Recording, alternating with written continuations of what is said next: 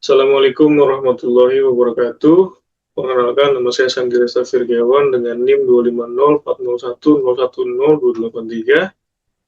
Pada kesempatan kali ini, saya di sini akan memaparkan atau mempresentasikan tentang tugas 2 materi integral mata kuliah kalkulus dengan dosen pengampu Ibu Ira Diana Solihati, SSI MKOM.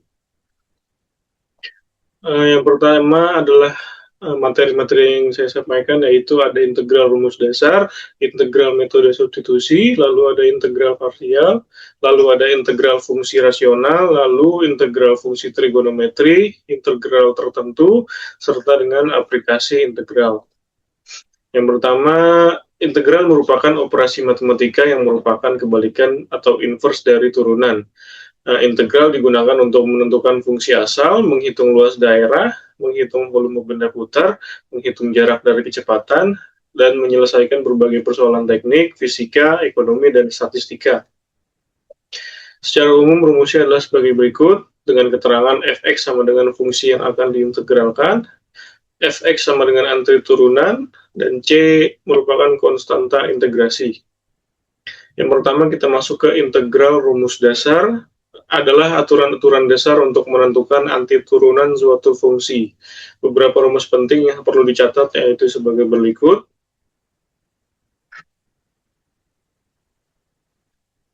Kita masuk ke contoh kasus, yaitu jika ada soal hitung integral 3x pangkat 2 ditambah 4x min 5 dalam kurung, lalu dikalikan dengan dx, maka kita integralkan setiap sukunya jadi 3 dikalikan dalam kurung x pangkat 3 per 3 ditambah 4 dalam kurung x kuadrat per 2 dikurang 5x plus c.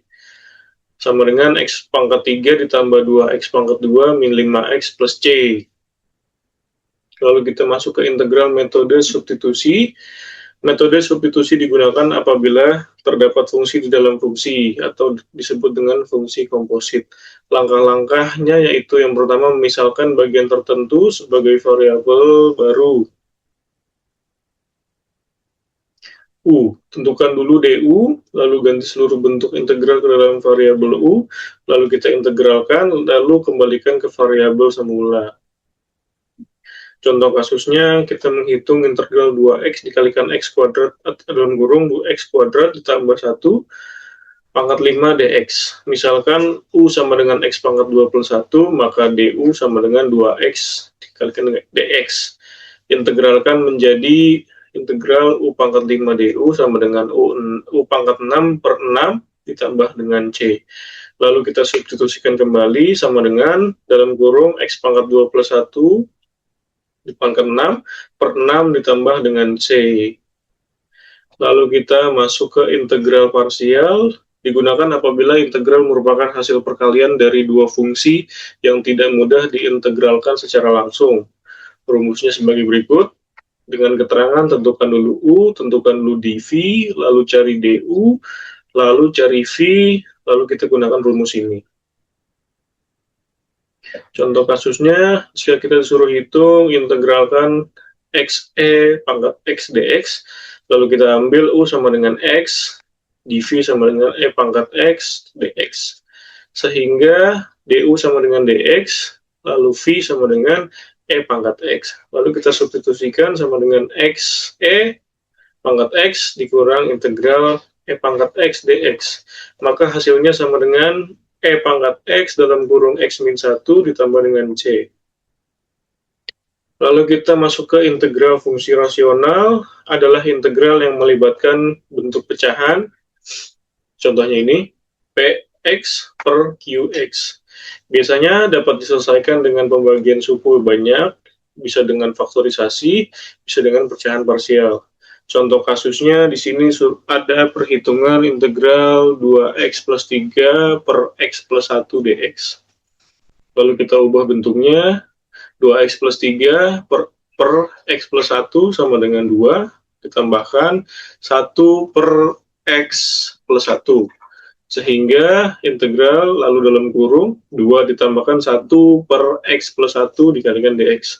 Maka hasilnya 2x ditambah ln dalam kurung x plus 1 ditambah dengan c.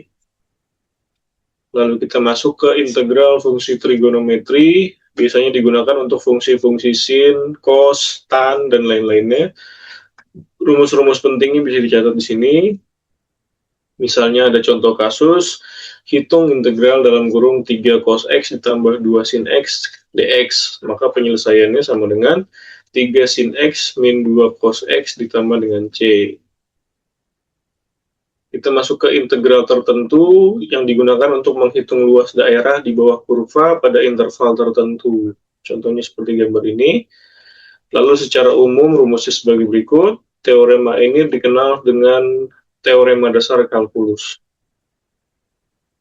Contoh kasusnya, jika kita disuruh menghitung integral 0 sampai 2 x pangkat 2 dx, maka anti turunannya adalah x pangkat 3 per 3. Sebentar. Lalu kita substitusikan batas sama dengan 2 pangkat 3 per 3 dikurang 0 pangkat 3 per 3. Jadi luas daerahnya adalah 8 per 3. Lalu kita masuk ke berbagai aplikasi integral. Integral memiliki banyak penerapan dalam kehidupan nyata. Yang pertama itu bisa menghitung luas daerah. Jika diketahui fungsi y sama dengan x pangkat 2, maka luas daerah dari x sama dengan 0 sampai x sama dengan 3 menggunakan rumus ini. Integral 0 sampai 3 x kuadrat dx sama dengan 9. Lalu kita menghitung jarak dari kecepatan. Jika kecepatan kendaraan v dalam kurung t sama dengan 2t plus 5, maka jarak tempuh selama 4 detik. Kita hitung integral 0 sampai 4 dalam kurung 2t plus 5 dikalikan dt sama dengan t kuadrat plus 5t 0 sampai 4 sama dengan 16 ditambahkan dengan 20, jadi 36 satuan detik.